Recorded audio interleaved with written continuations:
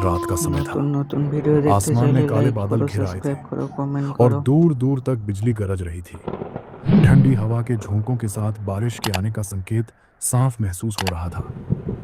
अरुण और राज तेज कदमों से रास्ते पर आगे बढ़ रहे थे। दोनों अपने पिताजी के लिए बोलपुर जा रहे थे, जहां से अस्पताल की दवाइयां लानी थी।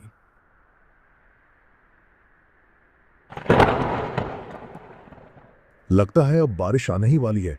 आसमान में बिजली बहुत जोर से गरज रही है। चल जल्दी जल्दी चलते हैं। हाँ भाई, देर करने का कोई मतलब नहीं है। हमें हर हाल में बोलपुर पहुंचना है, वरना डॉक्टर हाथ से निकल जाएगा। दोनों ने अपनी रफ्तार और बढ़ा दी। भागते भागते डर और चिंता के बीच वे किसी तरह स्टेशन तक पहुंच ही गए। प्लेटफॉर्म की पीली लाइटें टिमटिमा रही थी। एक टूटी सी बेंच पर राज और अरुण बैठे थे। दोनों के कपड़े साधारण हैं, चेहरों पर थकान और चिंता साफ दिखती है। पास में रखा पुराना बैग उनकी हालत की गवाही दे रहा था। ट्रेन की आवाजें आती जाती रहती हैं, लेकिन उनके भीतर एक अलग ही तूफान चल रहा था। भैया जब घर से निकले थे ना, तब बाबूजी ने कुछ नहीं कहा, बस मुझे देख रहे थे। ऐसा लग रहा था जैसे वो बहुत कुछ कहना चाहते हो पर कह नहीं पाए। मैंने भी देखा था अरुण। उनकी आंखों में डर था और हमारे लिए चिंता भी। वो अपने दर्द से ज्यादा हमें परेशान देखकर टूट जाते हैं। कल रात उन्होंने मुझसे पूछा था, दवाई लाने के पैसे हो गए क्या? मैंने झूठ बोल दिया भैया। कहा हाँ बाबूजी, सब इंतजाम हो गया है। मां के जाने के बाद बाबूजी बहुत बदल गए हैं। पहले कभी हमसे कुछ पूछते ही नहीं थे, आज हर छोटी बात पूछते हैं। शायद डरते हैं। स्टेशन पर राज और अरुण के अलावा तीसरा कोई नहीं था। दूर कहीं कुत्तों की भौंकने की आवाज आ रहा था। अम्मा होती तो बाबूजी को ऐसे कमजोर कभी ना देखने देती। याद है भैया, जब बाबूजी बीमार पड़ते थे, अम्मा कैसे रात रात भर जागती थीं। हाँ, और हमें डांटती थी, चुपचाप सो जाओ, तुम्हारे बाबूजी को आराम चाहिए। आज वही घर है, वही चारपाई, पर अम्मा की आवाज नहीं। अम्मा के जाने के बाद जैसे सब कुछ खत्म सा हो गया। काम छूट गया, घर उजड़ गया और अब बाबूजी भी बीमार। जिंदगी ने एक एक करके सब छीन लिया अरुण, लेकिन शायद ये देखना चाहती है कि हम कब तक टिके रहते हैं।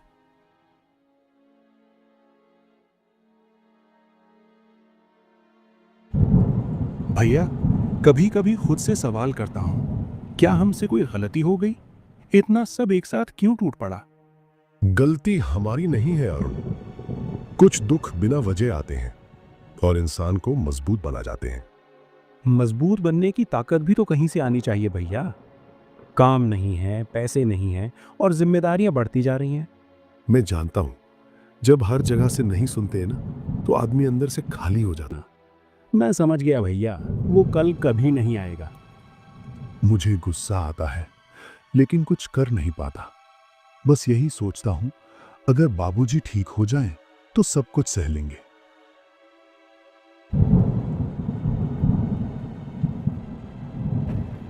एक ट्रेन गुजरती है, तेज आवाज से सन्नाटा टूटता है।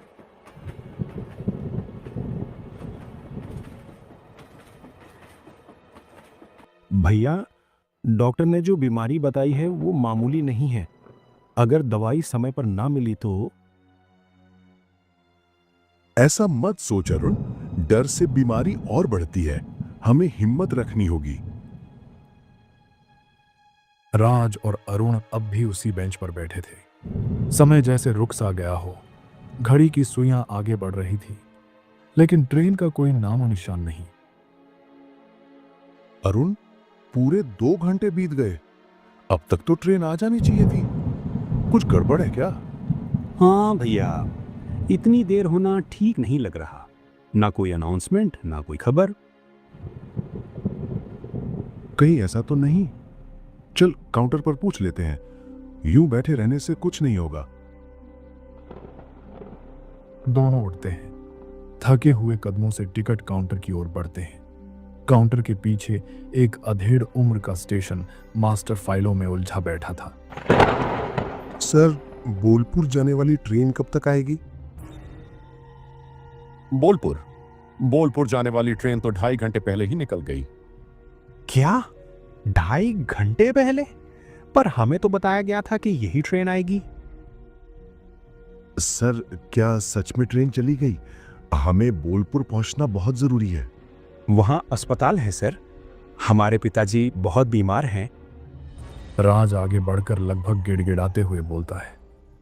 अगर आज अस्पताल नहीं पहुंचे ना सर, तो फिर पूरे 1 हफ्ते डॉक्टर नहीं आएंगे। कृपया कुछ रास्ता बताइए, हमें हर हाल में पहुंचना है। स्टेशन मास्टर कुछ पल दोनों को देखता है। उनकी हालत, उनके चेहरे की बेचैनी, वो सब समझ रहा है। देखो, बोलपुर तक सीधी कोई ट्रेन अब नहीं है। हाँ, आधे घंटे में एक ट्रेन आएगी, लेकिन वो सिर्फ हरिपुर स्टेशन तक जाएगी। हरिपुर? वो बोलपुर से कितना दूर है सर? बस एक स्टेशन पहले।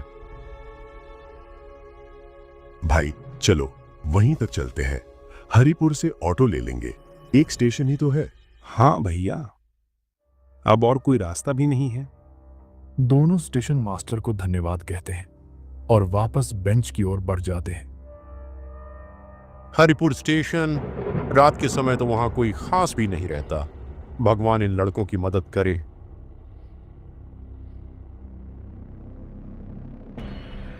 राज और अरुण फिर उसी बेंच पर बैठ जाते हैं।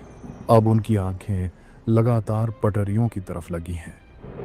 कुछ देर बाद दूर से ट्रेन की सीटी सुनाई देती है। ट्रेन आती है। दोनों ट्रेन पर बैठते हैं और ट्रेन आगे बढ़ने लगती है। ट्रेन स्टेशन से निकल चुकी है। डिब्बे में हल्की पीली रोशनी थी। खिड़की के बाहर अंधेरा तेजी से पीछे भाग रहा था। राज और अरुण आमने सामने बैठे थे, दोनों चुप, जैसे अपने अपने डर से जूझ रहे हों। कुछ दूर चलने के बाद अचानक बोगी के कोने से एक भारी सी आवाज गूंजती है। कहां जा रहे हो तुम दोनों? दोनों चौंक जाते हैं। कौन कौन हो तुम? अंधेरे कोने से एक आदमी धीरे धीरे आगे आता है। चेहरा साफ दिखाई नहीं देता, लेकिन आंखें अजीब चमकीली है। डरो मत, मैं भी तुम्हारी तरह ही एक मुसाफिर हूं। पिछले 20 सालों से सफर कर रहा हूं। 20 साल से एक ही ट्रेन में? राज अरुण के कान के पास झुककर धीरे से कहता है। अरुण, मुझे लगता है यह आदमी पागल है।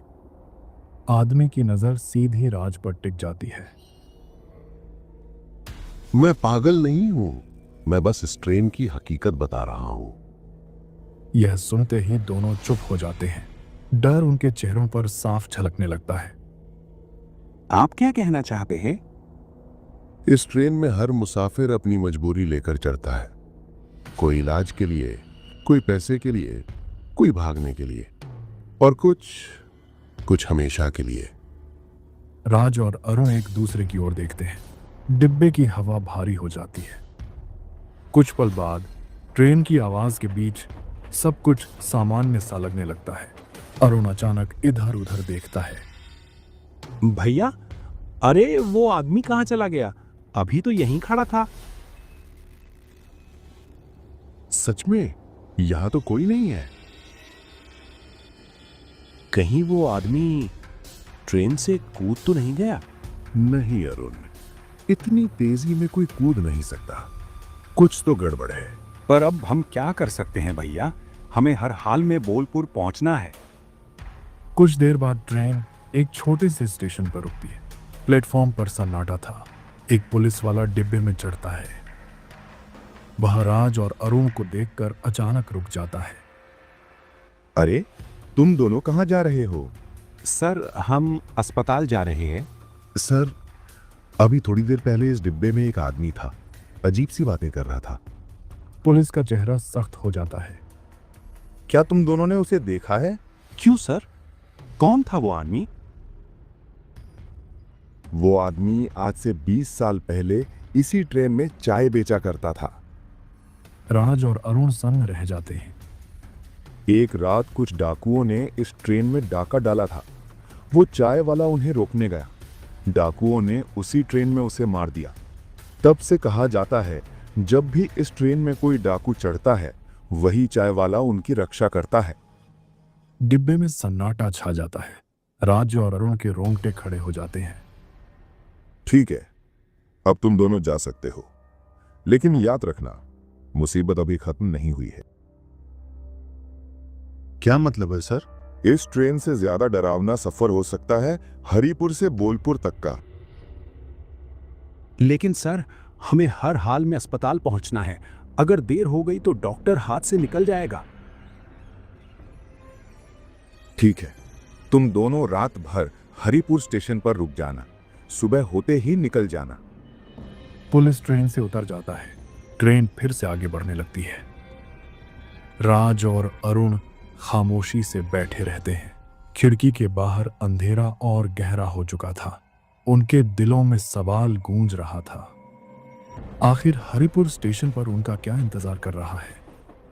ट्रेन एक झटके के साथ हरिपुर स्टेशन पर रुकती है। डिब्बे के दरवाजे खुलते हैं। राज और अरुण नीचे उतरते हैं। प्लेटफॉर्म पर सन्नाटा पसरा है। ना कोई चाय वाला, ना कुल्ले, ना कोई यात्री, बस पीली बत्तियां और दूर तक फैला अंधेरा। यार, ये स्टेशन कितना सुनसान लग रहा है। लगता है सालों से यहाँ कोई यात्री उतरा ही नहीं। हाँ, अजीब सा सन्नाटा है, पर क्या करें, चल यहीं कहीं बैठ जाते हैं, सुबह होते यहां से निकल जाएंगे। अरुण कुछ कहने ही वाला होता है कि अचानक पीछे से भारी आवाज आती है। अरे, तुम दोनों यहां क्या कर रहे हो? दोनों चौंक जाते हैं। अरुण आगे बढ़कर बोलता है, सर, हम थोड़ी देर यहीं रुकना चाहते हैं, सुबह होते ही। पुलिस बीच में ही टोक देता है। नहीं, यहां रात में रुकना अलाउ नहीं है, तुरंत यहां से चले जाओ। सर, हम मजबूरी में हैं, बोलपुर अस्पताल जाना है, पिताजी बहुत बीमार हैं। बस सुबह तक रुकने दीजिए सर, कहीं और जाने का कोई साधन नहीं है। मैं ज्यादा बात नहीं करूंगा। अगर तुम दोनों यहां रुके तो मुझे मजबूरन तुम्हें जेल ले जाना पड़ेगा। राज और अरुण एक दूसरे की ओर देखते हैं। दोनों समझ जाते हैं कि अब यहां रुकना नामुमकिन है। चल अरुण। दोनों प्लेटफॉर्म से उतरकर स्टेशन के बाहर रोड की तरफ बढ़ते हैं। रात और भी गहरी हो चुकी है। अब क्या करें राज, यहाँ तो रुक भी नहीं सकते और बोलपुर यहाँ से लगभग 5 किलोमीटर दूर है। चल पैदल चलते हैं, जो होगा देखा जाएगा। पैदल? इतनी रात में? हाँ, तेज चलेंगे तो 2 घंटे में अस्पताल पहुंच जाएंगे। रास्ता भी कितना सुनसान लग रहा है, पर हमारे पास कोई और रास्ता भी नहीं बचा। हाँ, चल, जो होगा देखा जाएगा। दोनों अपने बैग कसकर पकड़ते हैं। धीमे लेकिन मजबूत कदमों से अंधेरी सड़क पर आगे बढ़ जाते हैं। रात की खामोशी उनके कदमों की आवाज निकल जाती है। सामने सिर्फ अंधेरा है और पीछे लौटने का कोई रास्ता नहीं। लगभग 1 घंटा चलने के बाद किसी चीज की आहट सुनाई देती है। राज, रुक। क्या हुआ? तुझे कुछ सुनाई दिया? ऐसा लगा जैसे कोई हमें पुकार रहा हो। राज भी रुक जाता है। दोनों पीछे की ओर मुड़ते हैं और तभी सड़क के किनारे हल्की धुंध के बीच एक परिचित सी आकृति खड़ी दिखाई देती है। पिताजी?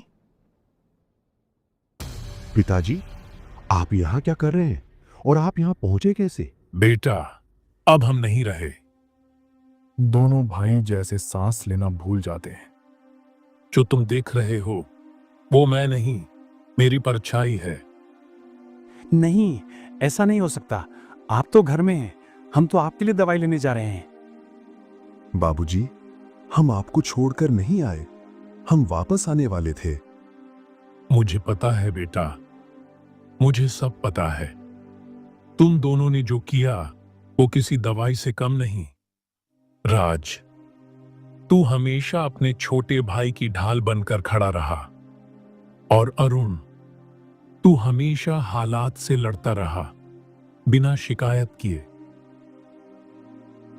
पिताजी, हम आपको बचा नहीं पाए, बेटा, मौत को कोई नहीं बचा सकता, लेकिन रिश्तों को जिंदा रखा जा सकता है, और तुम दोनों ने वो कर दिखाया। एक बात और सुन लो, अलमारी में नीचे वाले खाने में मेरी पूरी जिंदगी की कमाई रखी है। वो पैसे इलाज के लिए नहीं, तुम दोनों के भविष्य के लिए थे। उससे कोई अच्छा सा छोटा बिजनेस खोल लेना, कभी किसी के आगे हाथ मत फैलाना। पिताजी, आपने ये सब पहले क्यों नहीं बताया? हम आपको किसी बड़े अस्पताल में दिखाते। क्योंकि बेटा, हर बीमारी दवाई से नहीं ठीक होती। कुछ बीमारियां इंसान को अपने बच्चों की सच्चाई दिखाने आती हैं। हम बहुत डर गए थे बाबूजी, आज भी डर लग रहा है। डर बहादुरी का दुश्मन नहीं होता बेटा, डर के बावजूद आगे बढ़ना ही बहादुरी है। और आज तुम दोनों बहादुर हो। रोना मत, तुम दोनों साथ रहना, एक दूसरे का सहारा बनना, यही मेरी आखिरी इच्छा है। बाबूजी, बाबूजी। लेकिन अब वहां कोई नहीं होता, सिर्फ खाली सड़क और हवा में बसी एक सुकून भरी शांति। कुछ पल दोनों चुप खड़े रहते हैं। राज, लगता है बाबूजी हमें आशीर्वाद देकर चले गए। हाँ अरुण, अब हमें टूटना नहीं है, अब जीना है उनके सपनों के लिए।